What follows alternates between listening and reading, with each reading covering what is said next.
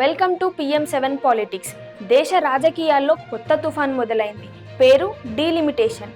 కానీ ఇది కేవలం నియోజకవర్గాల పునర్విభజన కాదు, దక్షిణాది రాష్ట్రాల భవిష్యత్తుపై పడే భారీ ప్రభావం. తమిళనాడు ముఖ్యమంత్రి ఎంకే స్టాలిన్ ప్రధాని నరేంద్ర మోదీ విధానాలపై గట్టిగా ప్రశ్నిస్తున్నారు.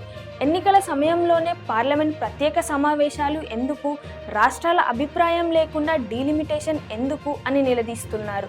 ఇక్కడ అసలు సమస్య ఏమిటంటే దక్షిణాది రాష్ట్రాలు తమిళనాడు, ఆంధ్రప్రదేశ్, తెలంగాణ, కర్ణాటక, కేరళ దేశ అభివృద్ధిలో కీలక పాత్రలు పోషిస్తున్నాయి. ట్యాక్స్ ఆదాయంలో పెద్ద భాగం ఈ రాష్ట్రాల నుంచే వస్తుంది. ఐటీ, పరిశ్రమలు, ఎగుమతులు అన్నిటిలోనూ ముందున్నాయి. కానీ అదే సమయంలో ఈ రాష్ట్రాలు జనాభా నియంత్రణలో కూడా కట్టుదిట్టంగా పనిచేశాయి.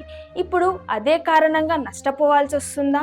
డీలిమిటేషన్ వల్ల జనాభా ఎక్కువగా ఉన్న ఉత్తర రాష్ట్రాలకు మరిన్ని పార్లమెంట్ సీట్లు వస్తే దక్షిణాది రాష్ట్రాల వాయిస్ తగ్గిపోతుంది, పాలసీలో ప్రభావం తగ్గిపోతుంది, దేశ నిర్ణయాల్లో వారి పాత్ర బలహీనమవుతుంది. ఇదే దక్షిణాది రాష్ట్రాల అసలు ఆందోళన. స్టాలిన్ వాదన సూటిగా ఉంది. జనాభా నియంత్రణ పాటించినందుకు శిక్ష వేయొద్దు, ఫెడరల్ వ్యవస్థను బలహీనపరచొద్దు, రాష్ట్ర హక్కులను గౌరవించాలి.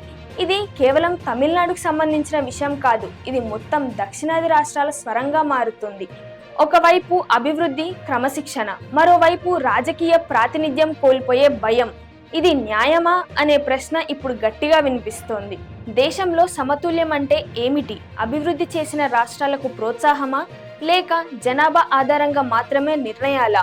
డీలిమిటేషన్ ఇప్పుడు ఒక టెక్నికల్ ప్రక్రియ కాదు, ఇది దక్షిణాది గౌరవం, హక్కులు, భవిష్యత్తు కోసం జరుగుతున్న పెద్ద రాజకీయ పోరాటంగా మారుతోంది. రాబోయే రోజుల్లో ఈ అంశం దేశ రాజకీయ దిశనే మార్చే అవకాశం ఉంది.